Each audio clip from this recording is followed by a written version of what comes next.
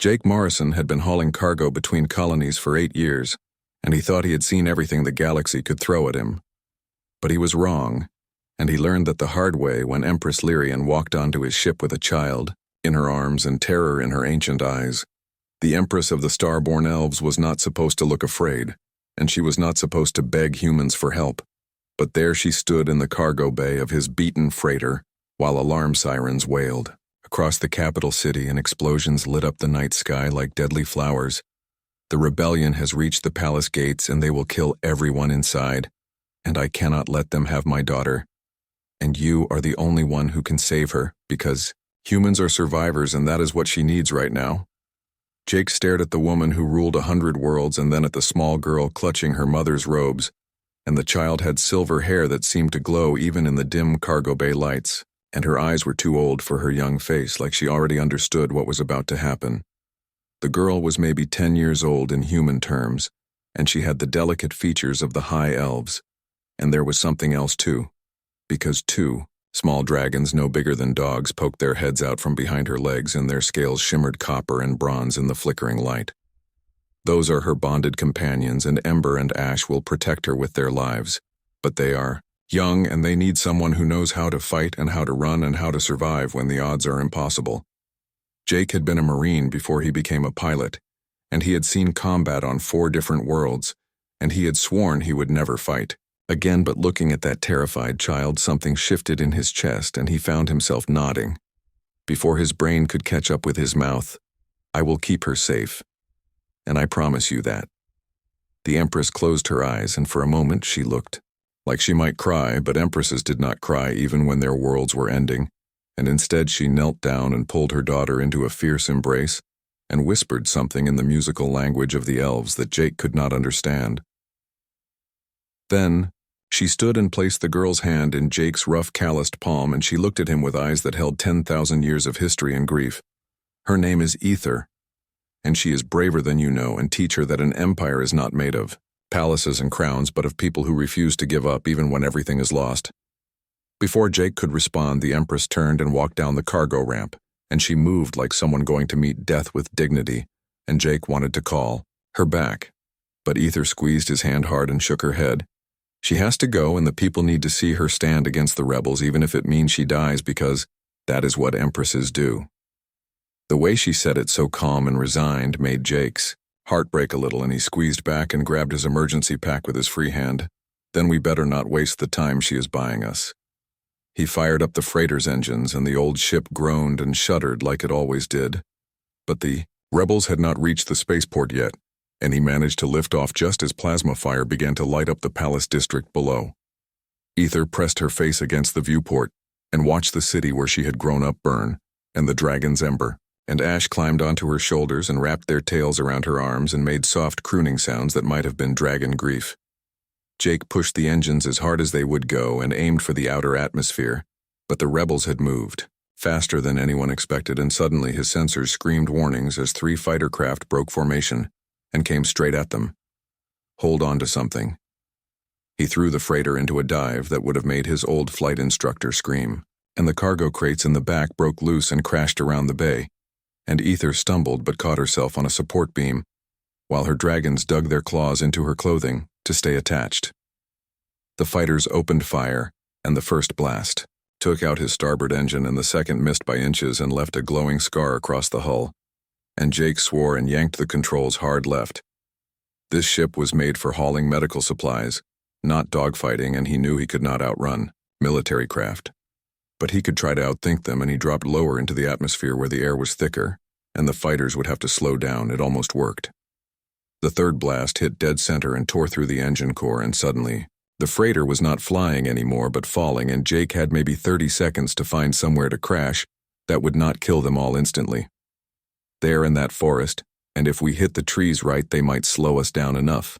He aimed for the densest part of the woods and cut all remaining power to divert it to the emergency shields, and then they hit, and the world became noise and pain, and the smell of burning metal. When Jake came back to consciousness, the cargo bay was on fire, and something heavy was pinning his left leg, and his ribs felt like someone had hit them with a hammer, and Ether was crying somewhere in the smoke. He forced himself to move and shoved aside the twisted metal and dragged himself toward the sound of her voice and found her trapped under a fallen support beam with blood running down her face, and the dragons frantically trying to lift the beam with their small claws. Jake got his hands under the beam and lifted, and every injury he had screamed in protest, but he got it high enough for Ether to crawl free, and then he collapsed beside her. "We have to move, and the rebels will have seen us crash." Ether nodded and helped him stand, even though she was the one who should need help. And together, they stumbled out of the burning wreckage and into the forest where the sky above them glowed red with the fires of a dying empire. The forest was burning, and Jake Morrison knew they had maybe an hour before the rebels sent ground troops to confirm the kill, and he could barely walk. But he had made a promise to a dying Empress, and Marines did not break promises even when their bodies were broken. Ether limped beside him, and blood from the cut on her forehead had dried across half her face, and she looked too small and too fragile to be the heir to an empire. But she had not complained once, and she kept moving, even when Jake could see the pain in her eyes. The dragons Ember and Ash ranged ahead and behind like tiny scouts, and their scales seemed to glow faintly in the smoke-filled darkness, and every few minutes one of them would chirp a warning, and Jake would change direction to avoid whatever danger they had sensed. He had a basic med kit in his emergency pack, but it was meant for small injuries, not crash landings, and he used half the supplies just wrapping Ether's head wound and binding his own ribs, tight enough that he could breathe without wanting to scream. They needed shelter, and they needed it fast because night was coming, and the temperature in these mountains would drop below freezing, and neither of them was dressed for that. There. And, "Do you see that rock formation, and it looks like there might be a cave?" Ether squinted through the smoke and nodded, and they changed course and climbed toward the rocks, and Jake felt the shrapnel in his leg grinding against bone with each step, but he gritted his teeth and kept going. The cave was small and shallow, but it was enough, and Jake got Ether inside and then collapsed against the stone wall while his vision went dark around the edges, and his body tried to shut down from shock and exhaustion. "Stay awake and talk to me and tell me about Earth." Ether's voice was soft but insistent, and Jake forced his eyes open and saw her sitting cross-legged in front of him, with both dragons curled in her lap, and she looked so serious and so young at the same time. "Why do you want to know about Earth?" "Because my mother said humans are survivors, and I need to understand what that means, and I need to understand you, if we are going to survive this together." Jake laughed, and it hurt his ribs, but he could not help it, because this child who had just lost everything was thinking tactically like a soldier. Earth is a hard world, and it tried to kill us for thousands of years with storms and diseases and predators, and we survived anyway, because we are too stubborn to quit. And we learned that when the universe says no, we say watch. Ether smiled a little, and it was the first time he had seen any expression on her face besides fear and grief. "That sounds like something my mother would say." They sat in silence for a while, and Jake could hear distant explosions echoing through the mountains as the rebellion continued to tear apart the capital, and he wondered how many people were dying while he hid in a cave with the last member of the royal family. The dragons suddenly raised their heads and stared at the cave entrance and made a low growling sound that Jake had never heard before, and he slowly reached for the plasma pistol he had grabbed from the wreckage. "What? Is it soldiers?" And Ember can smell them, and they are searching the forest. Jake pushed himself to his feet, and every part of his body protested, but he moved to the cave entrance and looked out, and sure enough he could see lights moving through the trees below, and there had to be at least a dozen troops sweeping the area. "We need to go deeper into the mountains, and they will not expect us to go up in this weather. But you can barely walk, and how will we survive?" "The cold." Jake pulled out the emergency thermal blanket from his pack, and it was barely big enough for one person, let alone two. But it would have to work. Humans are good at surviving impossible things, and you are about to learn how. They left the cave and climbed higher into the mountains, and the night grew colder and darker, and Jake lost feeling in his hands and feet.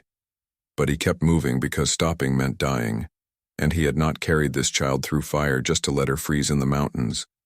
Either stayed close beside. Him and the dragons took turns flying short distances ahead to scout the path, and several times Ash came back and guided them around cliffs or unstable ground that would have killed them in the darkness.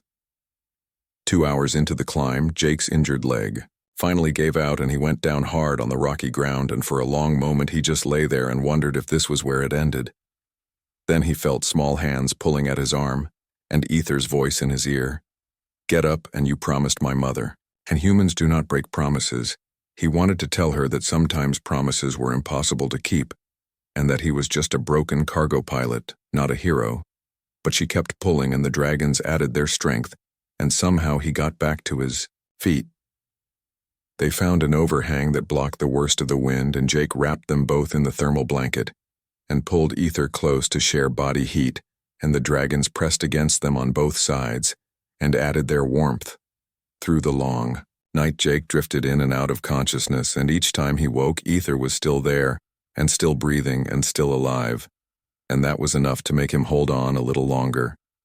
When dawn finally came, Jake opened his eyes and saw that the forest below was still burning, and the capital city was just a smudge of smoke on the horizon, and the empire that had stood for 10,000 years was gone. But beside him, Ether was asleep with her head on his shoulder, and the dragons were curled protectively around them both, and Jake realized that maybe the empire was not gone after all. Maybe it was just beginning again. Jake woke to the sound of dragons singing, and for a moment he thought he was dreaming, because the sound was like nothing he had ever heard, and it was beautiful and terrible at the same time, and it seemed to vibrate in his bones. Ether was awake and sitting very still, and her eyes were closed, and the dragons Ember and Ash had grown overnight, and they were now the size of large dogs, and their scales gleamed brighter in the morning light. "What is happening?" Ether opened her eyes, and they were glowing faintly silver. "They are calling for help, and dragons can sense other dragons across great distances, and they are asking if anyone survived the attack on the capital." Did anyone answer? Ether was quiet for a long moment and then shook. Her head and tears ran down her cheeks. "No, and we are alone." Jake pulled her close and let her cry, and he thought about all the dragon riders who had served the empire and protected the royal family for generations, and now they were all gone, and these two young dragons and one scared child were all that remained.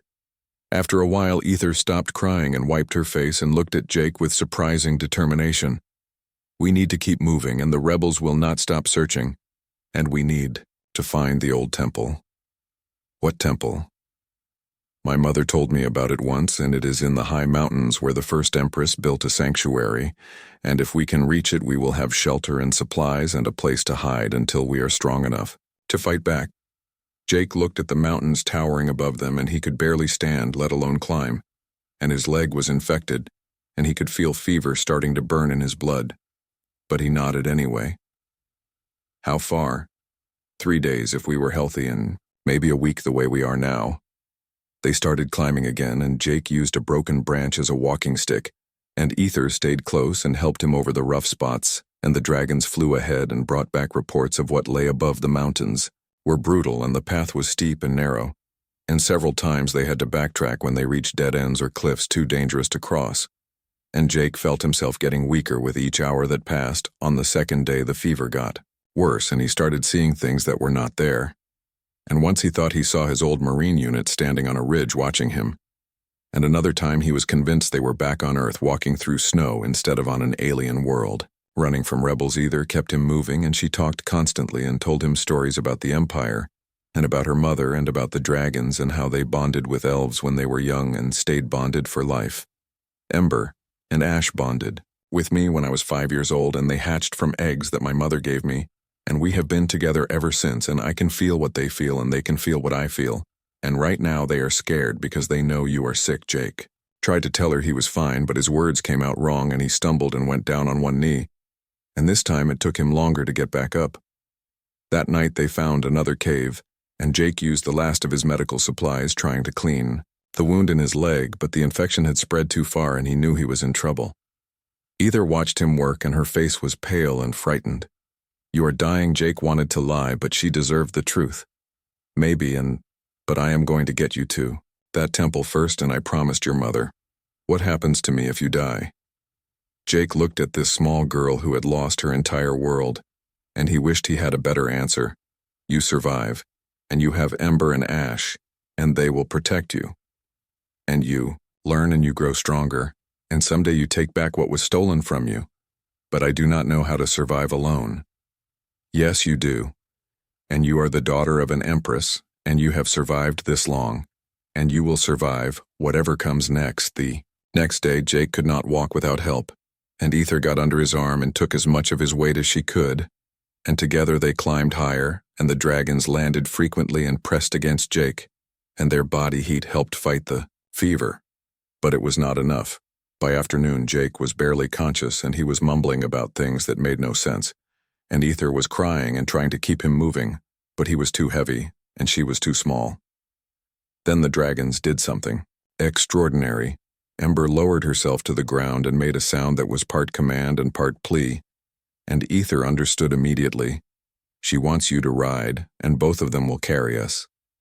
Jake tried to argue, but he did not have the strength, and Ether helped him climb onto Ember's back, and then she climbed up behind him and wrapped her arms around his waist to keep him from falling, and Ash took flight beside them. The dragons struggled with the weight, but they pushed higher into the mountains, and their wings beat steadily, and they did not stop even when Jake could hear their labored breathing and feel their muscles trembling with exhaustion. As the sun set on the third day, they crested a final ridge, and there below them in a hidden valley was the temple, and it was ancient and beautiful and built from white stone that seemed to glow in the fading light. The dragons landed hard, and Ether slid off and tried to help Jake down, but he fell and hit the ground and did not move. He screamed his name and shook him, but he did not respond. And the dragons pressed their heads against him and sang their strange song. But nothing worked. Ether ran to the temple and found it unlocked, and inside there were supplies and blankets and medical equipment that was thousands of years old but still functional, because elf technology did not decay like human machines. She dragged everything she could carry back to Jake, and she cleaned his wound properly, and used the ancient medicines, and wrapped him in warm blankets, and the dragons lay on either side of him to share their heat. Then she sat beside him and held his hand and whispered, "You cannot die, and you promised, and humans do not break promises, and I need you." And somewhere, deep in his fever dreams, Jake heard her voice and decided that she was right, and he held on. Jake woke to sunlight on his face, and for a moment he had no idea where he was or how he had gotten there. And then memory came flooding back, and he tried to sit up too fast, and pain shot through his entire body. "Easy, and you have been unconscious for 4 days, and you almost died." Ether appeared in his vision, and she looked exhausted, and her silver hair was tangled, and there were dark circles under her eyes, but she was smiling, and that was, "Knew I told you humans are stubborn." She laughed, and it was a sound Jake had not heard from her before, and it made him realize how much she had been holding inside. "I thought you were going to break your promise, and I was so angry at you and the dragons, and we worked so hard to keep you alive, and you kept trying to die anyway." Jake looked around and saw they were inside the temple, and it was beautiful in a way that human architecture never managed, and the walls seemed to glow with their own light, and everywhere he looked there were carvings of dragons and elves and stories written in a language he could not read. "You saved my life." Ether shrugged like it was nothing, but her hands were shaking. "You saved mine first, and it seemed fair." The dragons Ember and Ash pushed their heads into the room, and Jake realized they had grown again, and they were now the size of horses, and their intelligence showed in their eyes when they looked at him. "They grew because they were protecting you, and dragons grow faster when they need to, and when their bonded one is in danger. They can draw on reserves they did not know they had." Jake reached out slowly, and Ember let him touch her scaled head, and it was warm and smooth, and he could feel the strength in her. "Thank you, and both of you." The dragons made a pleased rumbling sound and then withdrew to let Ether help Jake sit up properly. Over the next week, Jake healed, and Ether showed him around the temple, and it was bigger than it looked from outside, and there were rooms filled with supplies and weapons and ancient texts and everything they needed to survive. More importantly, there was a communications array that still worked, and Ether spent hours trying to reach anyone loyal to the Empire. And at first, there was nothing but static and silence. And Jake watched her face fall a little more each day, but she did not give up. On the 8th day, they got a response. It was faint and broken, but someone was out there, and they were calling themselves the Remnant. And they were other survivors, scattered across the colonies, and they had been searching for the Imperial family, and they thought everyone was dead. Ether took a deep breath and activated the transmitter. "This is Ether, daughter of Empress Lyrian, and I am alive, and I am calling all who remain loyal to the Empire, and we will rebuild what was destroyed, and we will take back what was stolen. and we will show the rebels that the Empire does not die easily."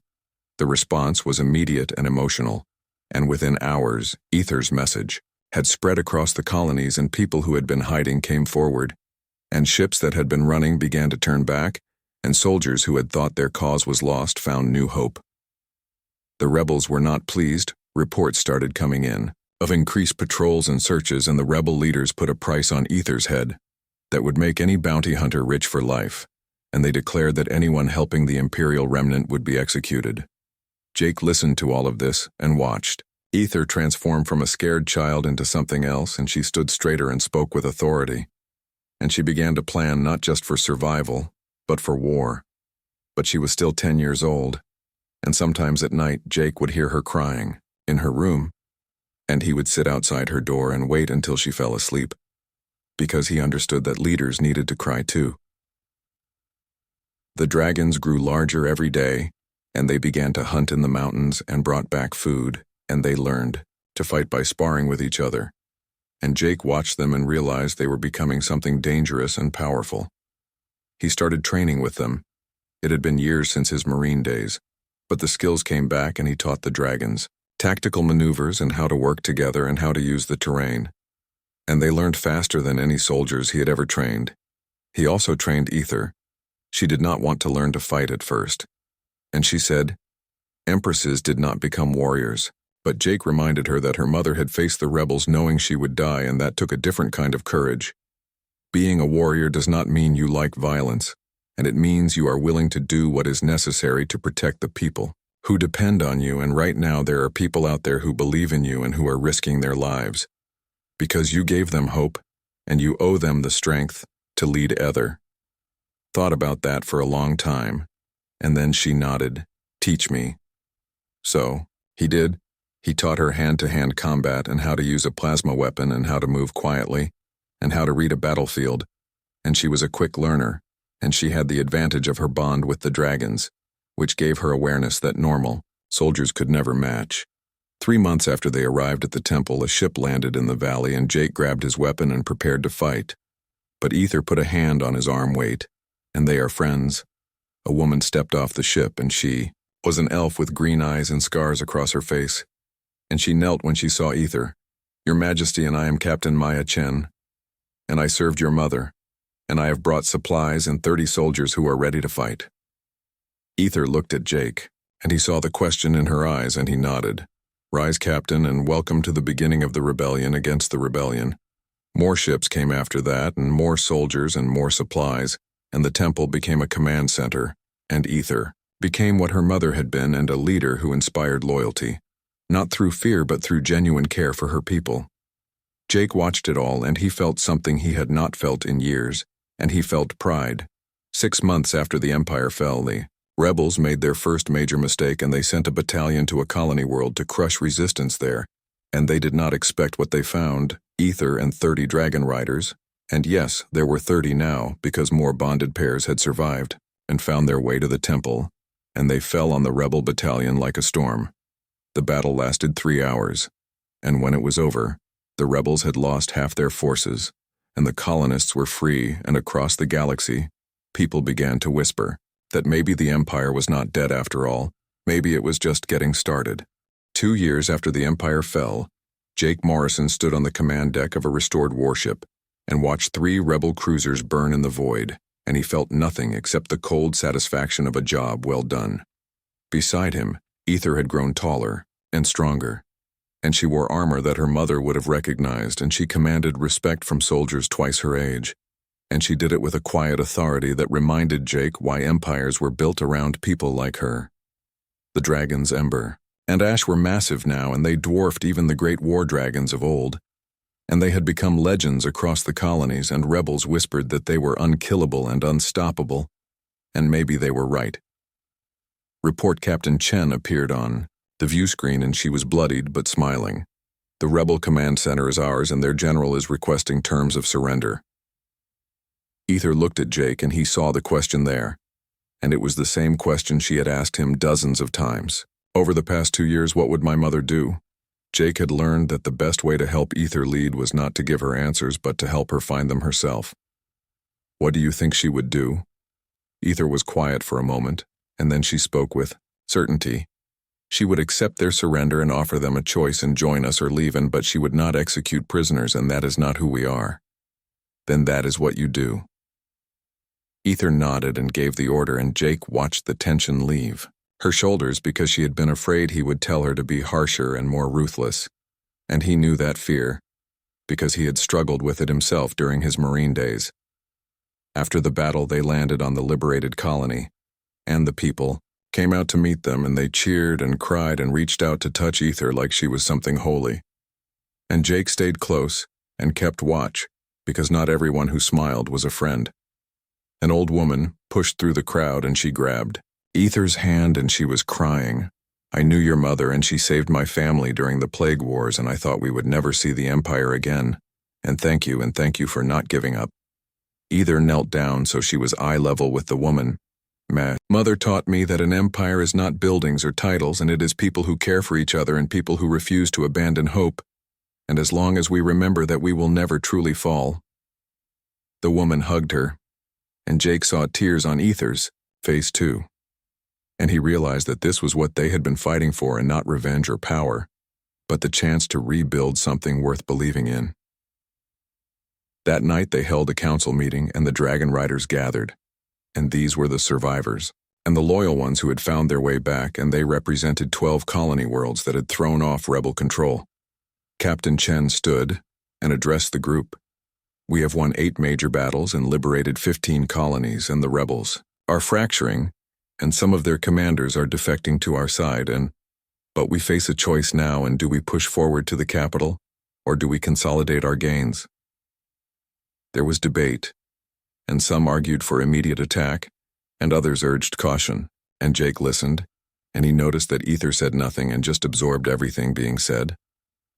Finally, she spoke. We push forward, and every day we wait. The rebels fortify their position, and more importantly, every day we wait. There are people suffering under their rule, and people who are losing hope, and we cannot abandon them. But your Majesty and the captain looked worried, and if we lose at the capital, we lose everything. Ether smiled, and it was not a kind smile. Then we will not lose. The attack on the capital was planned for 3 months later, and it would be the largest operation the Imperial Remnant had attempted, and they would commit every ship and every soldier, and if it failed, the rebellion would be finished. Jake spent those months training with Ether and the dragons, and he taught them everything he knew about urban combat and siege warfare and how to win when you were outnumbered and outgunned. One night, Ether found him alone on the observation deck, and she sat beside him in comfortable silence, and they looked out at the stars. Do you ever think about going home? Jake considered the question, and he thought about Earth and his old life, and the cargo runs between colonies, and it all seemed like it belonged to a different person. This is home now. Ether leaned against his shoulder like she used to when she was younger and scared. I am afraid. And what if I fail? And what if people die because I made the wrong choice? Jake put an arm around her shoulders. Fear is good, and it means you understand the stakes, and your mother was afraid too, but she faced it anyway. And that is what courage is, and not the absence of fear, but acting despite it. What if I am not as good as she was? You are different than she was, and not better or worse, and just different. And you grew up in fire, and that changes people and makes them stronger in ways that peace never could. When the day of the attack came, Jake stood with Ether on the command deck, and around them were 40 dragon riders and 200 ships and thousands of soldiers who believed in what they were fighting for. The rebels had fortified the capital, and they had planetary shields and defense platforms and 3 battle fleets, and on paper it was an impossible fight. But Jake had learned over the past 2 years that impossible was just a word people used when they gave up too early. Ether gave the order, and the fleet moved forward, and the battle began. It lasted 18 hours, and it was brutal and terrible, and Jake lost count of how many times he thought they were going to lose, but each time something would shift, and they would push forward, and the soldiers would remember why they were fighting. The dragons were everywhere, and Ember and Ash led the charge, and they tore through the defense platforms like they were made of paper, and other dragons followed, and the rebel fighters could not match their speed or ferocity. Jake fought on the ground, and he led a strike team into the rebel command center, and they fought room by room and hall by hall, and he moved like he had 20 years ago when he was a Marine, and he remembered why he had been good at this. When they finally reached the rebel leaders, they found them trying to escape, and Jake would have let them run. But Ether was there, and she had fought her way through with Ember, and she looked at the people who had destroyed her empire and killed her mother. Surrender, and you will be tried fairly, and resist, and you will die here. They chose to surrender.